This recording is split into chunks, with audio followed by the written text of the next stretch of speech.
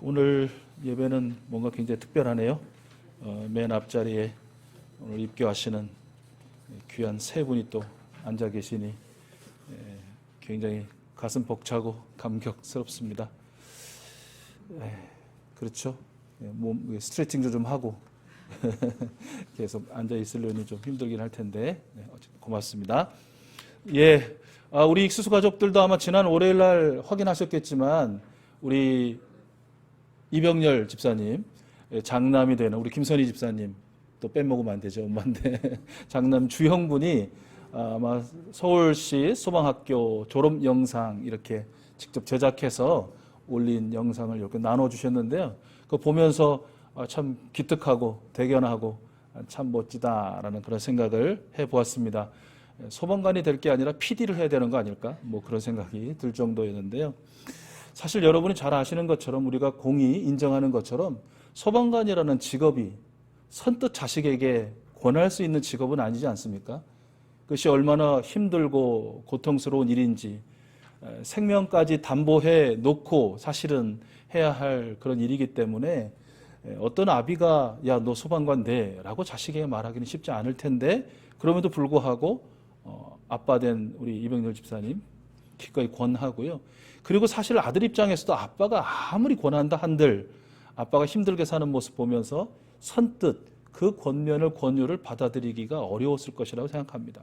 그러나 그럼에도 불구하고 권하고 또 기꺼이 받아들이고 이렇게 대를 이어서 우리 국가의 안위와 그리고 많은 시민들의 안전을 위해서 생명을 위해서 헌신한다는 사실이 굉장히 참 목사로서 뿌듯하기도 하고 또 한 아비로서는 부럽기도 하고 그런 감정이 교차했습니다. 야, 진짜 내 아빠다, 또 진짜 내 아들이다 라는 것이 확인되는, 증명되는 그런 일종의 뭐 굉장히 부러운 그런 경험이 아니셨을까 그런 생각을 제가 해보았습니다. 뭐 축하드리고 축복해드리고 싶고요. 그런데 이 앞에 우리 세 분의 입교자들이 앉아 계시지만 이 분들뿐만 아니라 저희들도 그렇습니다. 사춘기라는 그런 시기를 지날 때 누구든지 한 번쯤은 이런 생각 해보지 않으셨습니까? 이 사람이 진짜 내 아빠 맞아? 또는 이 여자분이 진짜 내 엄마일까? 이런 생각을 아마 한 번쯤은 해보셨을 거라 생각합니다. 어떨 때입니까? 대부분 그런 생각을 하기 직전에 굉장히 서러운 그리고 섭섭한 말을 들었을 때 아니겠습니까? 대부분 비난과 신랑과 때로는 내 입장에서 보면 조롱하는 것 같은데 그런 말을 들을 때 그런 생각이 들겠죠. 또 어떨 때는 제 딴에는 굉장히 합리적이고 상식적이고 논리적이라고 생각해서 의견을 제시했는데 그냥 단칼에 거절당했을 때 즉각적으로 묵살당했을 때도 아마 그런 생각이 들었을 수 있을 것 같습니다. 그리고 무엇보다도 사랑의 매라고 하지만 훌륭한 사람이 되게 하고자 하는 훈육의 선한 도구라고 하지만 그 부모의 분노의 감정이 듬뿍 담긴 매를 맞을 때 혼인할 때 한 번쯤은 다 그런 생각을 하게 되는 것 같습니다. 여러분도 그러셨나요? 여러분은 안 그러셨어요? 저는 많이 그랬었거든요. 여러분, 그런데요, 그런 생각을 하게 되기도 하지만 우리가 이제 장성해서 청년이 되고 장년이 되고 특별히 이제 가정을 갖게 되고 또 아들이든 딸이든 또 아들과 딸을 이렇게 자녀를 갖게 되면요, 그렇게 좀 서럽고 서운하고 진짠가 그 진위까지 의심했던 그 날이, 그 시간이, 그 생각이 굉장히 부끄러워지죠. 그렇게 되어지더라고요. 가만히 생각해 보면 정말 엄마 아빠에 대한, 내 사랑하는 엄마 아빠에 대한 기억이 또렷해지고 또 분명해지는 것을 경험하게 되는 것이죠. 펄펄 끓는 고열에 숨도 제대로 쉬지 못해서 헐떡일 때 내 얼굴 위로 무엇인가가 떨어졌던 것이 내 엄마의 눈물이었다는 것. 그리고 이리저리 왔다 갔다 하면서 내 열을 식히다가 끝내는 나를 들쳐업고 신발 한 짝만 겨우 신고 내달렸던 한밤의 질주자가 내 아빠였다는 거. 무서워서 울고 배고파서 울고 서러워서 울고 그렇게 내가 울 때마다 결국 내 눈물을 닦아주고 나를 다독였던 분이 내 엄마라는 거. 그 나의 모든 결핍과 나의 부족함을 충분히 때로는 내 기대보다 훨씬 크고 높게 많게 채워주셨던 분이 내 아빠라는 것. 그리고 무엇보다 이런 기억이 뚜렷한데요. 주님 앞에서 그렇게 수없이 울부짖고 흘렸던 그 눈물, 그리고 지금도 흘리고 계시는 그 눈물의 이유가 바로 나였다는 거. 아들이고 딸이었다는 거. 이런 것이 굉장히 선명하게 그렇게 떠오르는 것이죠. 아마도 이렇게 여러분 한 분 한 분도 오래되신 분 계시고 뭐 지금 그런 경험을 하고 계신 분도 계시겠지만 부모님에 대한 이러한 기억들은 몇 날 며칠 아마 밤을 새우며 이야기해도 이렇게 나누어도 다 못할 것입니다. 그러고 보면 성구를 우리 부모님에게 이렇게 대입해서 얘기하면 부모의 진노는 잠깐이요 부모님의 은총은 평생이로다.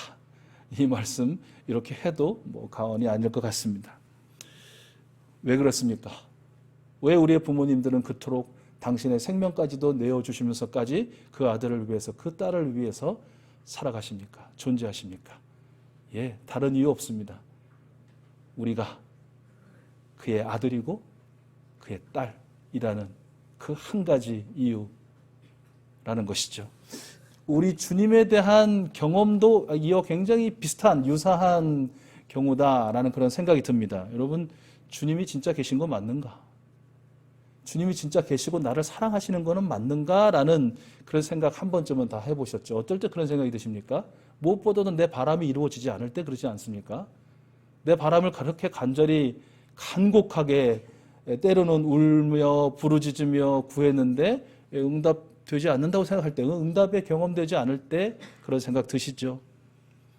선한 나는 열심히 사는데도 고난을 받고 저 악한 놈은 대충 사는 것 같은데 형통한 거 보면 또 그런 생각 드시지 않습니까? 원하지 않는 질병에 걸렸을 때, 어려움을 당했을 때, 특별히 중병의 선고를 받을 때 그런 생각이 더 짙게 들죠. 때로는 나 자신에게 집중할 때 사실은 또 그런 생각이 들기도 합니다. 주님이 계신 건가? 주님이 나를 사랑하시는 건가? 그런데 여러분, 마찬가지로 저와 여러분이 잠시 숨을 고르고 돌리면서 천천히 우리의 생을 반추해 보면 어떻습니까? 약 16년, 17년의 생을 반추해 보셔도 좋고 80년, 90년의 생을 반추해 보신다고 해도 아주 작은 나의 바람, 때로는 큰 바람도 결국 주님께서 들어주시고 이루시고 우리에게 허락해 주시지 않으셨습니까? 우리가 고난을 겪으면서 우리가 생각하지도 못했던 인내를 배우고 겸손을 배우고 그 고통을 통해서 더욱 주님을 의지하게 되는 그런 믿음이 더해지는 것을 여러분 경험하지 않으십니까?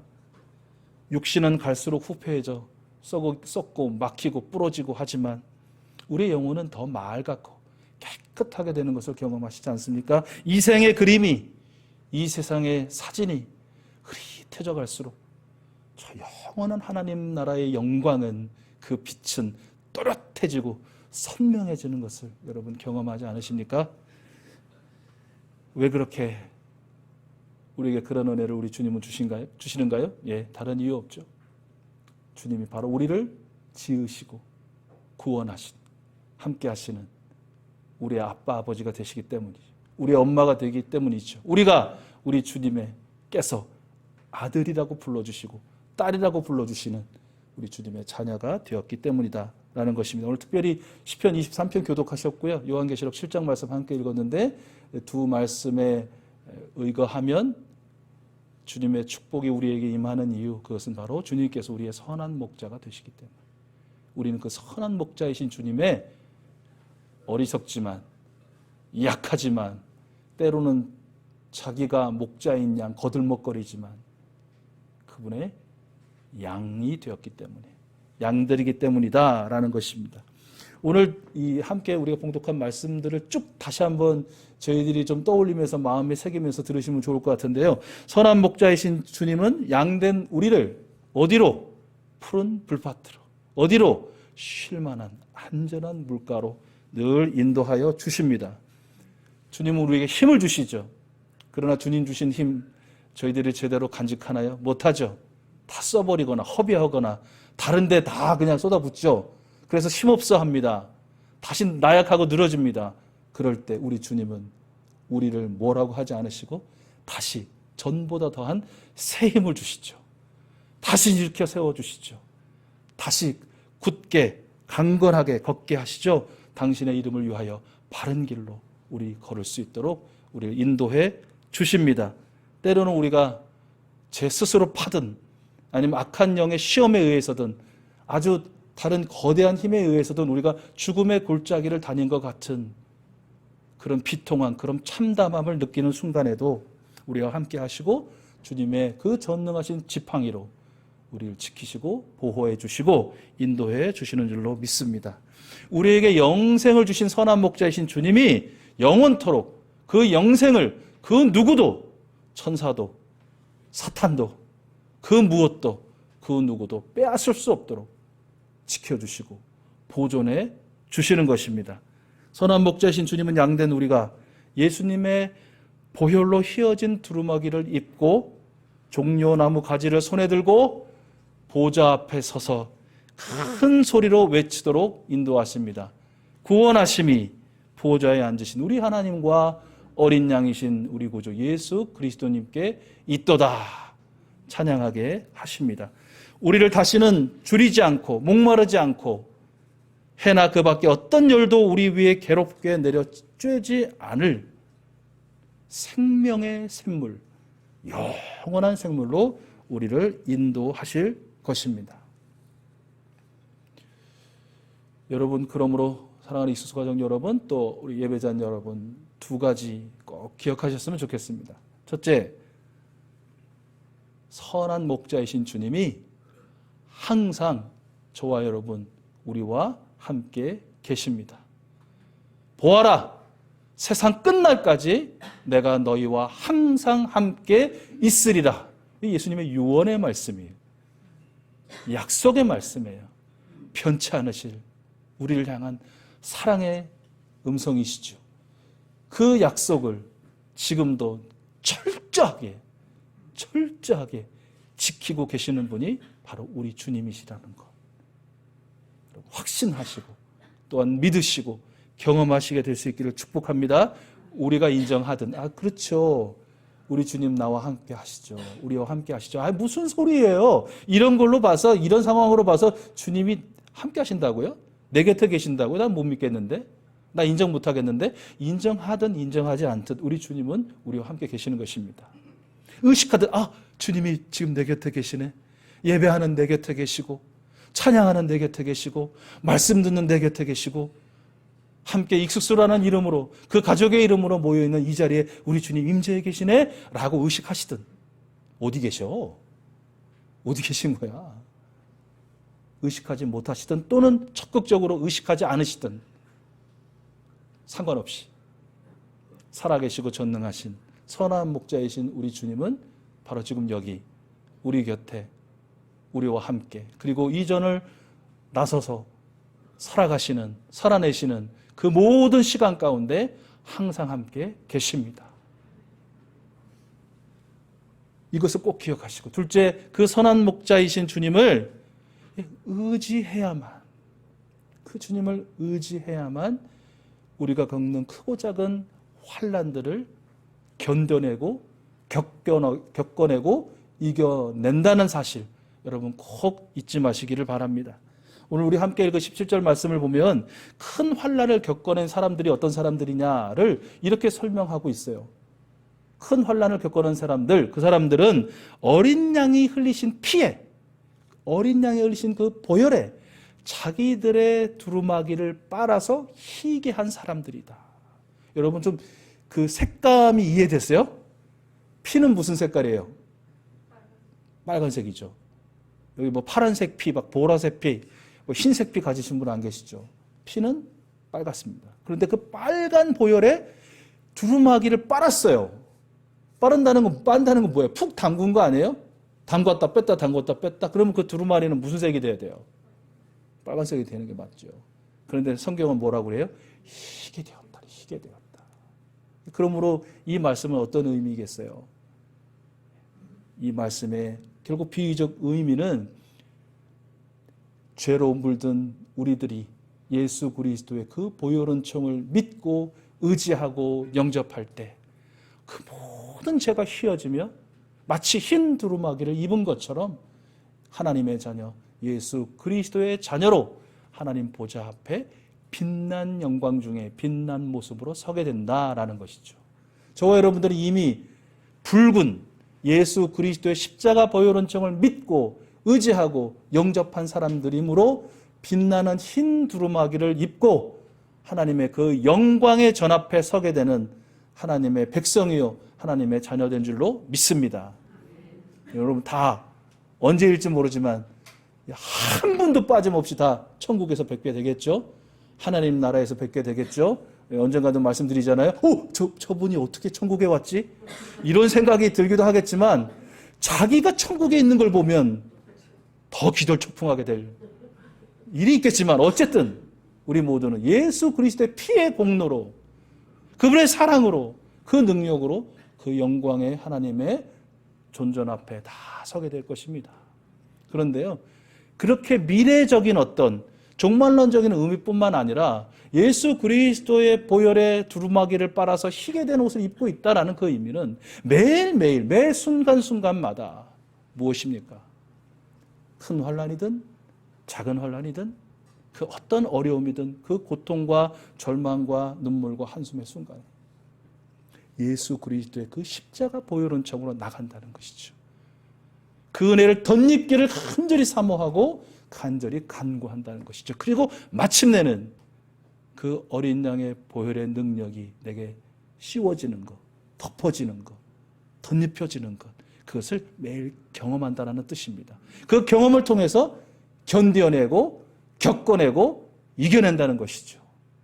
그런 사람들이 그런 경험의 삶을 살아내는 사람들, 예수님을 영접해서 이미 흰 두루마기를 입은 영광의 하나님의 아들, 딸이 되었지만 그것이 나의 죄의 본성이든 악한 영의 시험에 넘어가든 어쩌면 구조적인 악속에 내가 짓게 되는 모든 죄악들로 말미암아 겪는 그 환난 중에도 우리 주님 의지하고 십자가 의지하고 그 보혈 의지하고 늘 그 보혈에 내 옷을 빨아입는 것처럼 내 영혼을 정결하게 하고 그분의 능력을 덧입어서 다시 일어서고 버텨내고 견뎌내고 물리쳐 승리하는 그런 사람들. 그런 사람들이 마침내 하늘 보좌 앞에서 어린 양 앞에서 큰 영광과 존귀와 찬양을 올려드리게 된다는 것이죠. 찬송과 영광과 지혜와 감사와 존귀와 권능과 힘이 우리 하나님께 영원 무궁토록 있도다. 할렐루야 하는 찬양의 주인공이 바로 우리 익수수 가족들, 우리 예배자들, 특별히 우리 입교 후보자들 되실 줄로 저는 믿습니다. 평생 지다가 실패하다가 예수님의 보혈의 능력과는 별 상관없이 살다가 예수 믿었다 그 한 가지로 내가 언젠간 죽어서 그 보좌 앞에 서겠지. 어쩌겠어요. 그 생각도 틀린 건 아니에요. 그럴 수 있어요. 그러나 여러분, 그러한 경우도 있지만 그것은 물론이고 그 영원한 시간, 영원의 때만이 아니라 바로 오늘 이 한 주간도 우리 예수님의 보혈의 그 능력을 체험하는 그 보혈로 우리의 삶을 적시고 우리의 영혼을 적시고 우리의 모든 환난을 적셔서 끝내는 이겨내는 그런 경험 여러분 해야 되지 않겠습니까? 그런 경험의 주인공들이 우리 익수수 가족들 또 우리 예배자들 다 되실 줄로 믿습니다.